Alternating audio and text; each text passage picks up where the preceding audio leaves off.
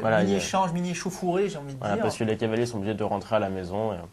Et là, en fait, bon, il décide un plan risqué, mais bon, le risque aura payé. C'est de pousser ses pions du côté de son roi, alors que bon, c'est pourtant une règle classique. Hein, il ne faut jamais pousser les pions du roi d'une manière générale, ça crée des affaiblissements.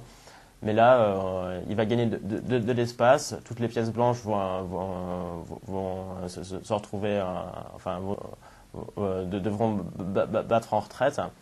Et c'est même les noirs qui vont créer des faiblesses dans le camp des blancs, quoi. Donc F5 qui introduit F5. Une belle manœuvre, une belle idée en tout cas. Belle idée de Magnus Carlsen. F5. Effectivement, alors on voit tout de suite d'abord que le cavalier E4 va effectivement devoir être un peu chassé. Et on voit aussi qu'il y a des possibilités de jouer E5 avec déjà un duo de pions qui peut s'avérer menaçant, même si ça affaiblirait drôlement la case D5 évidemment. Mais on va voir que Carlsen a même une autre idée. Voilà.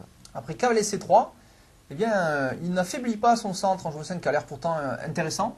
Mais non, il tape de l'autre côté, il y va carrément Carlsen avec G5. Alors, G5. Coup quand même responsable. Hein. Ouais. Vraiment un coup à double tranchant, il vaut mieux avoir bien mesuré les risques. Bien sûr. Il y a du pour, évidemment, ça prend de l'espace, ça attaque, on gagne l'initiative, mais ça affaiblit drôlement le roi quand même. Et l'initiative, il va falloir que les blancs répondent à l'attaque, sortent la dame. Le pion G5, effectivement, va pouvoir ensuite aller en G4, attaquer le cavalier F3 et aussi créer un maximum de pression dans le camp adverse. Mais effectivement, ça affaiblit drôlement, regardez les cases noires, donc une batterie dame fou pourrait s'avérer extrêmement dangereuse, hein, voire même mortelle. Décisive, mortelle exactement. Le fameux baiser de la mort. Hein, voilà. Je le connais. La dame embrasse le roi adverse pour le mettre mat. Donc là, il n'y a pas le choix.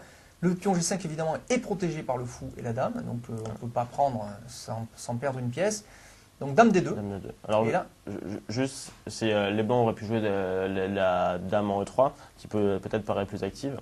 Mais si après on joue les coups de la partie. Dame E3, on attaque le pion B6. Ouais, en plus, mais si on joue les coups de la partie, donc le pion va en G4, le cavalier en E1, le fou noir vient en G5. Et là, les blancs n'ont pas la poussée E3 et ils perdent une qualité. Il y a la tour au fond, voilà, c'est ça l'idée. Donc ça explique la retraite en D2 qui paraît plus passive ou modeste. C'est une enfilade. Oui, une enfilade. C'est le.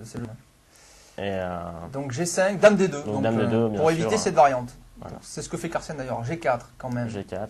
Cavalier E1. Et il joue quand même fou G5 qui force le coup E3 de Kramnik. Voilà. E3 qui en fait empêche l'enfilade sur la tour. Voilà, on bloque avec le pion. Alors, mais on s'est affaibli drôlement les cases blanches autour du roi. Les cases blanches, hein, ça c'est jamais conseillé. Si on pousse le pion en G3 pour faire un fianchetto.